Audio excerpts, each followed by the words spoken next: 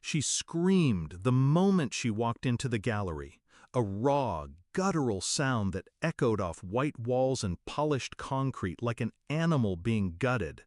"Who did this?" she shrieked. Cameras clicked. Guests turned. Whispers bloomed like wildfire. I didn't move. I just watched her stare at her own face, sculpted in warped steel and shattered mirrors, hanging at the center of an exhibition titled Matriarch.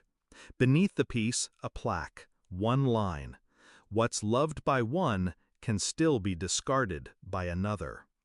9 days earlier, I found my daughter's sculpture in a garbage bin beside the garage, broken in half, tossed like kitchen waste, still wrapped in the ribbon she'd tied around it the night before. 7 months she'd worked on that piece, every night after class, fingers blistered, nails chipped, eyes red with effort. She'd called it Everrise, said it was about my mother, her grandmother, a woman she admired more than anyone alive. I didn't say anything when I pulled it out of the bin, didn't gasp, didn't yell. I just stared at the wreckage, then turned and walked inside. My mother, Camille, sat in the living room sipping imported tea like she'd just hosted royalty. "Why?" I asked, calm. She didn't even look at me. "It was ugly," she said, waving a dismissive hand. "Clutter. I don't like clutter." She set her cup down on a porcelain saucer that probably cost more than my daughter's car. "She's sensitive," she added. "Don't tell her." I didn't. I didn't say a single word. I just nodded. And something in me went very, very still. I used to worship that woman. When I was little, I thought she was made of marble, untouchable, regal. She demanded perfection, so I gave it. Straight A's, piano recitals, never argued, never cried in public. She taught me silence was strength. But that night, in the dim kitchen light, staring at that sculpture in pieces, I realized silence wasn't strength. Silence was compliance. And I had complied long enough. The next morning, I made 2 phone calls. One to the gallery curator I'd worked with before I had kids. The other to my daughter's favorite professor at the Art Institute. Then I spent the next 9 days doing what my mother never thought I was capable of, building something louder than silence. The gallery event was invite only, but my mother was the guest of honor. I sent her a custom invitation in a gold-trimmed envelope, told her it was a charity exhibit, exclusive, high society. She loves exclusive. The room was full by 6 p.m. Wine poured, flashbulbs flickered, people whispered about the centerpiece still under black velvet.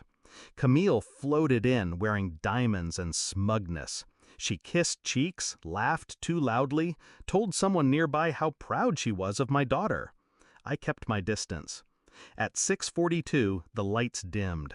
The curator took the mic and introduced the featured artist, my daughter. The applause was loud, real. She walked on stage, cheeks flushed but posture tall, confident, beautiful. Then she turned to the sculpture and pulled the velvet down. Gasps. My mother leaned forward, curious. Then she saw it. Her face. Rendered in twisted iron. Cold, fragmented, framed by real photos. Family portraits sliced into strips and reassembled like a collage of dysfunction. And at the base, welded into the steel, the broken pieces of Everrise. At first, she didn't move, just stared, like her brain was still buffering. Then she read the plaque. Her mouth dropped. Her eyes shot to me. I didn't blink, didn't smile, didn't need to, because she knew. She knew exactly what this was. Not public humiliation, not art. Reckoning. She marched forward, ready to demand answers, but the professor stepped between her and the sculpture. "This is the artist's truth," he said quietly, "and it's not up for negotiation." My daughter stood beside him, chin lifted. My mother looked at me one last time. "How dare you?" I held her gaze, steady and sharp. "You taught me to be strong," I said. You just never thought I'd use it on you." She left in a whirlwind of perfume and fury. I didn't follow. The applause after she exited was polite, but layered. People get it, even if they pretend they don't. Not everyone survives mothers like mine, but some of us learn to out-create them. Later that night, my daughter sat beside me on our balcony, quiet, peaceful. "Was it too much?" she asked. I shook my head. It was true. She looked down at her hands, still calloused from the work, still healing. "She threw it out like it meant nothing," she whispered. "She did," I said, "and now everyone knows." My mother hasn't spoken to us since. She tried to call my daughter once. It went to voicemail. Then she tried a public statement, some half-hearted attempt to say she supports artistic expression, but no one bought it.